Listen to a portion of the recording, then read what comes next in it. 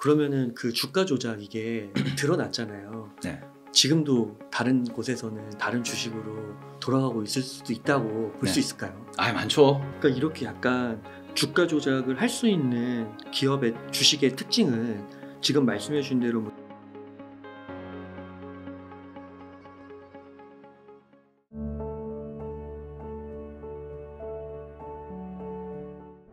일단 아침에는 미국 시황, 아침 시황에 대해서 정리를 해서 유튜브 라이브를 하고 있고요.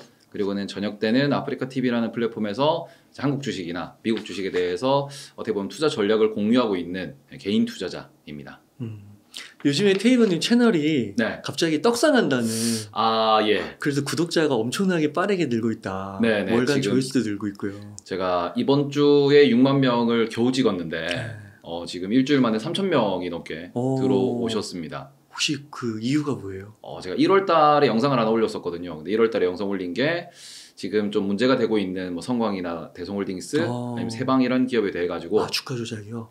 이제 그 부분에 대해서 이렇게 올라가는 패턴은 많이 위험하고 이게 누군가의 기획일 수도 있으니까 조심하셨으면 좋겠다라고 이제 라이브를 방송을 하다가 고민을 많이 했어요. 이거를 유튜브에 올려도 될까라는 생각에 고민을 많이 하다가 그래도 일단 유튜브에 남겨놓자 싶어서 남겨놨는데 그게 그 당시에는 욕을 많이 먹었어요.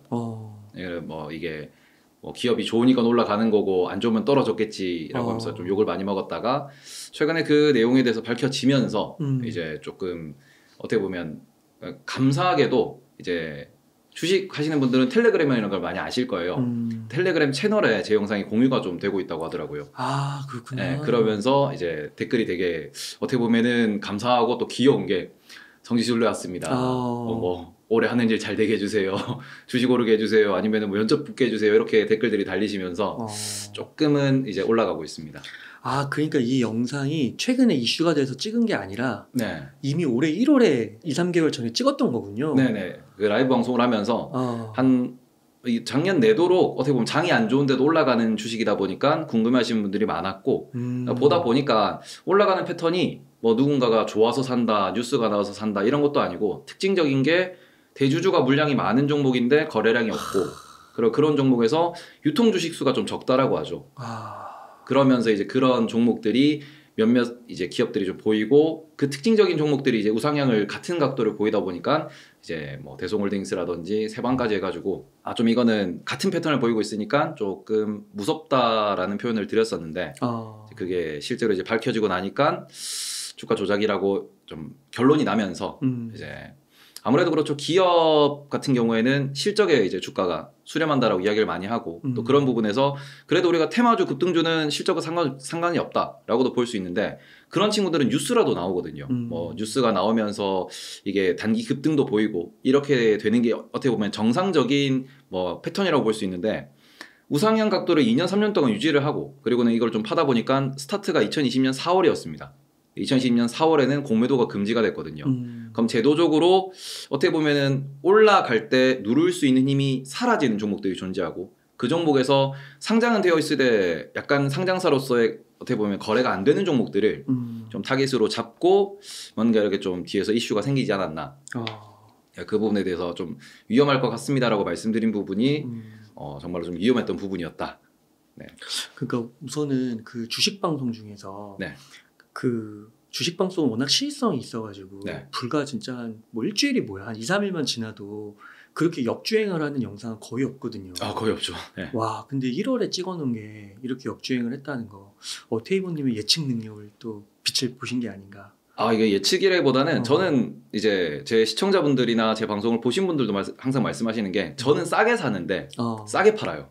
그러니까 소위 말해서 이제 저는 이제 제 기준에서는 저점 매수다. 이렇게 얘기를 하고 저점 헌터다라고도 이제 시청자분들이 얘기를 해주시는데 저는 숫자에 기반한 투자를 하다 보니까 말 그대로 그렇게 올라가는 종목들은 뭐 추세가 어떻고 뭐 올라가는 뭐 이유가 어떻든 간에 일단 제 기준에서는 살 가격을 지나쳤다 라고 판단을 하다 보니까 그 기준에서 보통 이제 이 기업이 비싸냐 싸냐 그리고는 이 기업이 만약에 하락하면 어디까지 하락할 수 있고 그리고는 적정 주가라고 볼 수 있는 부분이 경쟁사랑 비교했을 때 어느 정도의 이제 뭐 가격대 형성이 될 것이냐 이런 부분들 말씀을 좀 주로 드리고 있다 보니까 그런 부분에서 이제 제가 조금은 보수적으로 이제 좀 방송을 진행하고 있고 그런 부분에서 제 시각에서는 이거는 사면 안 되는 종목이다. 위험할 수 있다. 네.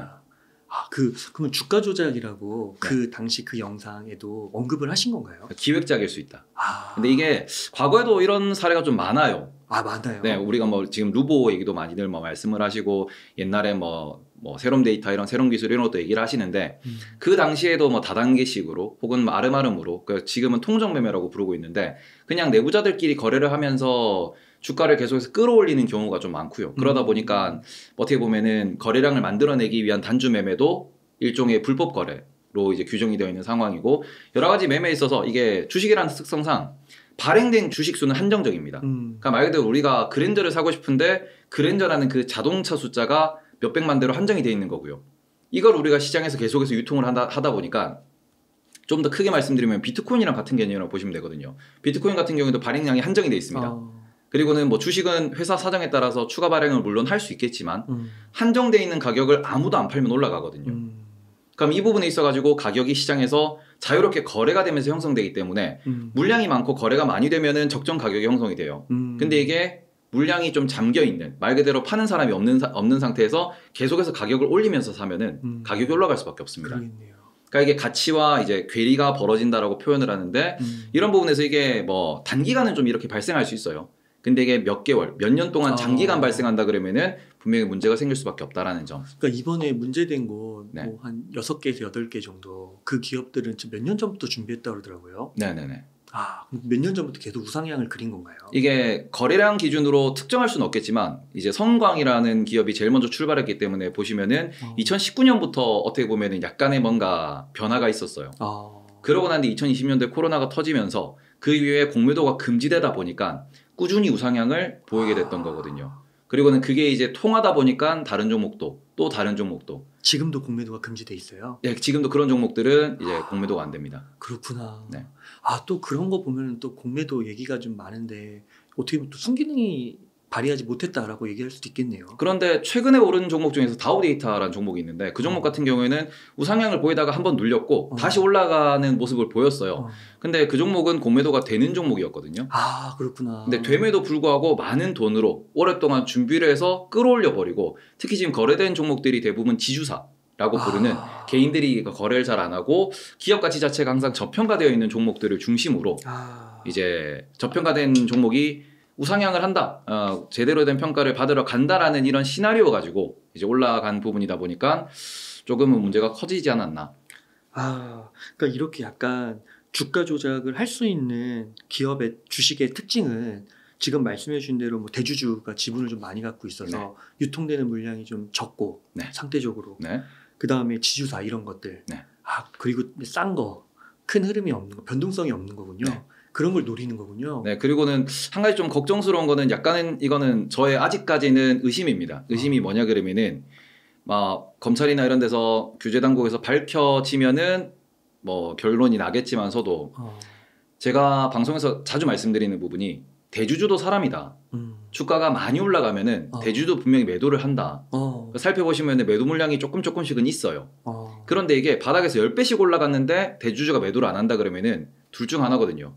이게 대주주가 우리 기업 가치가 여기까지 올라가도 합당하다, 합리적이다라고 생각하는 경우나 아니면은 뭐 주가에 대해서 전혀 관심이 없을 수도 있고 그게 아니면은 그런 소문을 알고 계실 수도 있어요.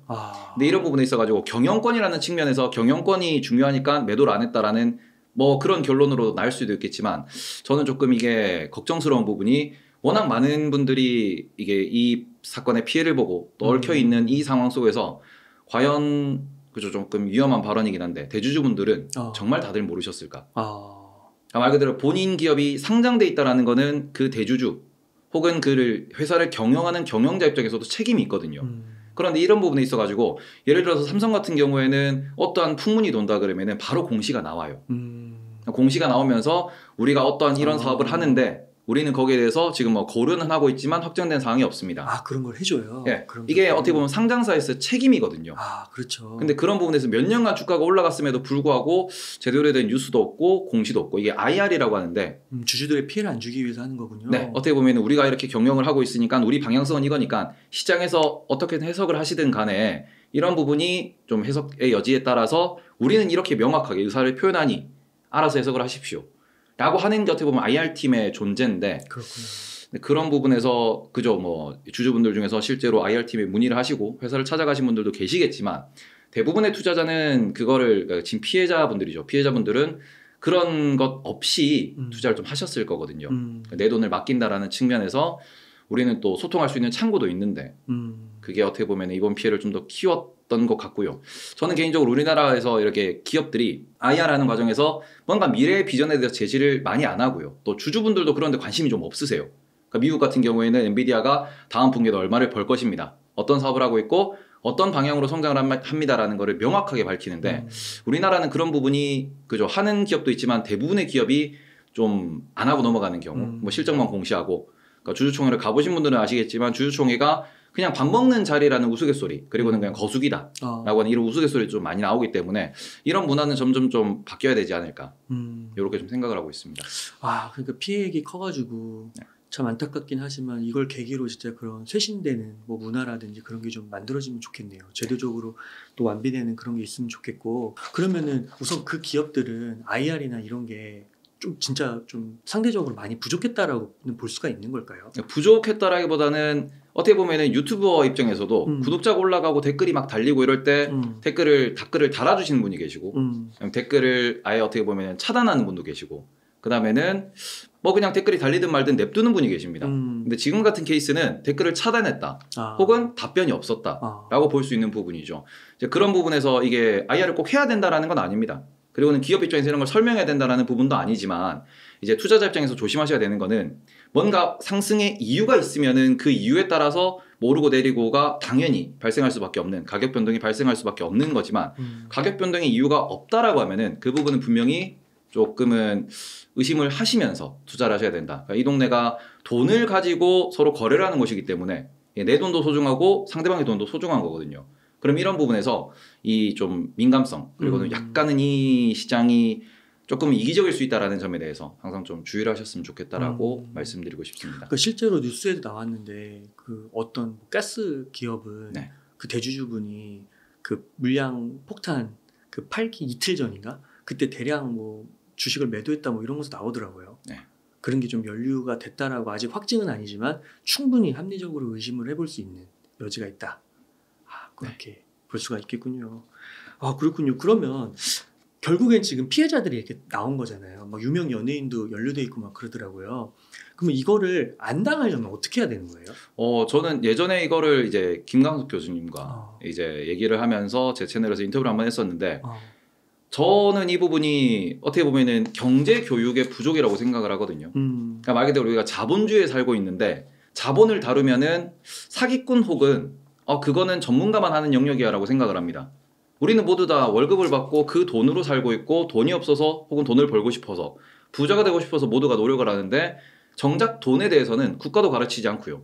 그리고는 이런 거를 전문적으로 좀 이렇게 코스대로 얘기를 해주는 교육기관도 없는 상황이고 그런 이 부분에서 개인들 역시도 그냥 이 부분을 약간은 등한시하고 있다. 그리고는 마지막으로 제도적으로도 이런 부분에 있어가지고 조금은 미비하다. 앞으로 보완해 갈 것이 많다라는 점에서 저는 그런 부분에서 여러 가지 박자가 갖춰줘야죠. 말 그대로 일본에서는 최근에 코로나가 터지고 난 뒤에 고등교육 과정에서 주식 투자, 자산 투자에 대한 교육 과정을 넣는다라는 그런 얘기도 돌았습니다.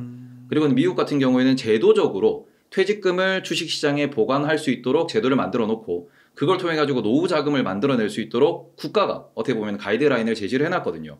근데 우리나라 같은 경우에는 주식을 한다라고 하면은 다들 도박을 한다. 혹은 위험한 거다. 주식하면 망한다. 이런 식으로 이야기를 합니다. 그런데 우리는 삼성전자가 성장하고 현대차가 성장하는 걸 모두가 알고 있고 그 기업들의 성장의 이면은 결국 주식시장, 자본시장이 존재를 하는 거거든요. 그런데 기업이 성장을 하고 삼성전자에 들어는 가고 싶어 하는데 왜 어떻게 보면은 주식을 좀 단편적으로 보시면서 자본 투자를 단편적으로 보시면서 자본주의 생활을 하시려고 하냐. 저는 항상 이 부분에 있어가지고 어떻게 보면은 공부하시면은 충분히 천천히라도 수익을 낼 수 있기 때문에 꼭 공부하셔야 된다. 우리가 노후를 위해서라도 자본주의에서 살아남기 위해서라도 하셔야 된다. 라고 이렇게 좀 방송을 하고 매일매일 이렇게 좀 언급을 하는데 이런 부분에서 아직까지도 벽이 많아요. 그리고는 그런 부분 때문에 이번에도 뭐 연예인분들이 말씀하시는 게 천재인 줄 알았다. 나는 그걸 모른다. 물론 이게 면피성 발언일 수도 있는 거고 정말로 본인의 업무가 바쁘기 때문에 그리고 오늘 또 오면서 라디오를 듣는데 기자분이 이렇게도 얘기하시더라고요. 연예인분들은 어려서부터 연예계 생활했기 때문에 어떻게 보면 사회화가 조금 부족할 수 있다. 그런 부분 때문에 이런 부분을 그냥 전문가라고 하고 실제로 뭔가를 증명해 보이기 때문에 그런 부분을 믿고 이렇게 좀 실수를 하셨을 수 있다라고도 표현을 하는데 핵심은 본인의 선택이고요. 우리는 모두가 성인입니다. 그럼 성인의 관점에서는 내가 선택한 것에 대해서 책임을 져야 된다는 게 성인의 한 가지 어떻게 보면 도덕적 의무인데 이 부분에 있어가지고 내가 몰랐기 때문에 라는 부분은 조금은 바꿔야 되는 문화이지 않나 라고 생각을 하고 있고 이런 부분에서는 이게 그 사람한테 모든 탓을 돌릴 수도 없는 부분이고 방금 말씀드렸다시피 아까 말씀드렸다시피 제도적으로 그리고는 그 모든 사회 전반적인 분위기 환경 자체가 조금씩 바뀌어야 되지 않나 그리고는 바뀌어야지만 저 개인적으로는 이제 한국 사회도 앞으로 더 발전할 수 있다고 생각을 하기 때문에 그런 부분에서 많이들 좀 노력을 해주셨으면 좋겠다. 저도 노력을 하겠다. 이렇게 말씀을 드리겠습니다. 그러니까 전반적으로 금융교육, 주식투자 이런 관련해서 조금 디테일하게 공부할 필요가 있는 거고 그러면 조금 더 디테일하게 그 투자적인 관점에서는 뭐 지주사라든지 만년 저평가된 뭐 그런 자산주라든지 대주주 지분이 많은 거라든지 이런 거는 좀 피해도 될까요? 저는 이런 부분에서 10년 차트를 보셔라. 우리가 어떻게 보면은 이 사람이 과거에 어떻게 살아왔는지를 보면은 이 사람의 뭔가 앞으로도 보인다. 습관을 보고 그렇게 옆에서 지내다 보면은 좋은 사람인지 나쁜 사람인지 알게 된다고 하는데 주식시장은 정말로 우리가 착하게도 차트를 5년, 10년, 길게는 상장 이후 30년, 40년 데이터도 다 보여줘요. 그러면은 이 친구가 내려온 친구인지 옆으로 가는 친구인지 올라가는 친구인지 올랐다 내려오는 친구인지 이게 보여요.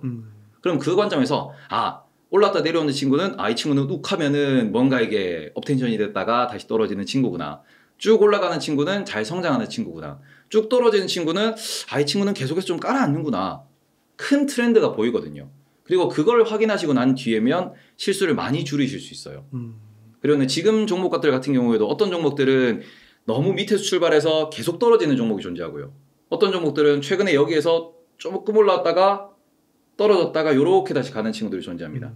말 그대로 이게 뭐 급등 전이든 뭐 급락 이후든 어떻게든 간에 과거 데이터를 보시면은 지금 현재 상황과 앞으로의 방향성도 보이기 때문에 뭐 주린이 분들이라고들 많이들 표현을 하시는데 어떻게 보면은 첫 경험에서 혹은 뭐 처음으로 크게 물린 종목들 같은 경우에는 대부분 이제 저한테 이렇게 어떻게 해야 돼요? 라고 하실 때 제가 10년짜리 차트를 딱 보여드려요. 그러면 라고 하세요.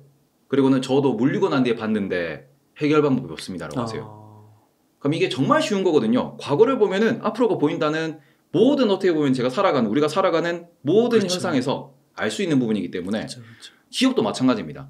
근데 이 부분을 어떻게 보면은 단기적인 수익만 노리고 뭔가 다른 사람한테 들은 상태에서 들어왔다가 실수하는 경우가 대부분이기 때문에 장기 차트는 꼭 보셨으면 좋겠다. 그래서 여기서 이유를 찾으시고 이렇게 투자를 하시면은 좀 더 좋지 않을까. 그래서 마냥 피하기보다는 그 중에서도 좋은 종목들이 분명히 존재를 합니다. 그래서 이게 지주사라고 꼭 피해야 될 것도 아니고 대주주 물량이 많다고 꼭 피할 것도 아니에요. 예를 들어서 LG에너지솔루션, 삼성바이오로직스 대주주 지분이 80%예요. 그럼에도 불구하고 2차 전지 혹은 삼성이 밀고 있는 바이오 시밀러 시장 같은 경우 혹은 바이오 위탁 생산 같은 경우에는 우상향을 할 가능성이 매우 높거든요. 앞으로 성장하는 산업이니까요. 이런 부분에서 어떻게 보면은 산업도 좀 공부를 하셔야 되고 우리의 미래도 공부를 하셔야 되고 그리고는 주식적인 기술도 모두 알 필요는 없지만 어느 정도는 뭐 기업 분석 보고서라든지 아니면은 뭐 이렇게 나오는 뭐 유튜브 중에서도 좀 정리를 잘 해주신 분들이 많이 계십니다. 그런 것만 좀 보시더라도 어느 정도 방향성은 보인단 말이죠. 그러면은 최소한의 관심을 가지고 최소한의 공부를 한 뒤에 실전 경험을 해보시면은 내가 뭘 더 공부해야 되는지를 알 수 있고 이 부분에서 좀 더 보완해 나가시면은 그렇게 어렵지 않다는 거.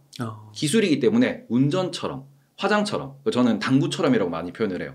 당구가 손기술이 중요하다 보니까 그 손기술에서는 경험이 매우 중요한 거고 그 경험을 쌓아 나가시면은 충분히 이 시장에서도 성공하고 살아남을 수 있다라는 점을 말씀드리고 싶어요. 그렇군요.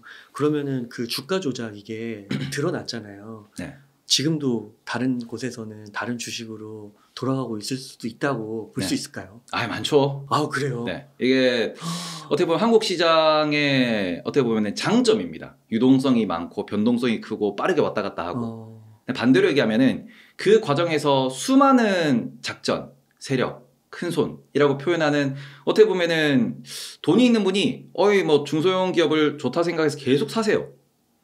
쭉 올라가겠죠. 한 사람이 쭉 사서 올라가고 난 뒤에 거기에서 많이 올랐네? 그런데 생각했던 호재가 터졌어요. 그러고는 시장에다가 나는 그 재료를 보고 그 뉴스를 생각하고 샀는데 많이 올랐네. 매도. 이러면 쭉 떨어지죠.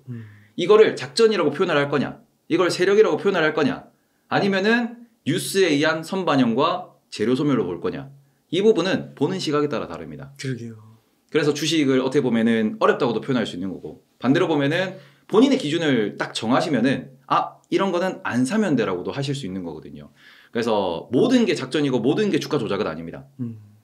근데 그것과 유사한 케이스는 지금도 많은 종목에서 지금 이 순간에도 거래가 되고 있을 거예요. 그래서 그 부분에 대해서는 색안경 끼지 마시고 논리적으로 혹은 이유를 찾으면서 이게 뭐 떨어질 종목이지만 더 올라갈 힘이 있는 건지, 아니면은 바닥에 있기 때문에 올라갈 힘이 있는 건지, 그것도 아니면은 계속 떨어질 종목일지, 이런 부분을 찾으시면은 좀 더 이제 기술적으로 완성될 수 있다라고 말씀을 드릴게요.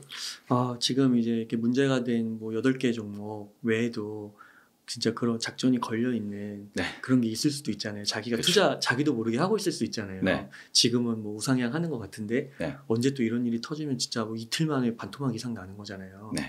한번 살펴보실 필요도 있을 것 같아요. 오늘 테이버님께서 얘기해 주신 그런 가이드라인을 가지고요. 네.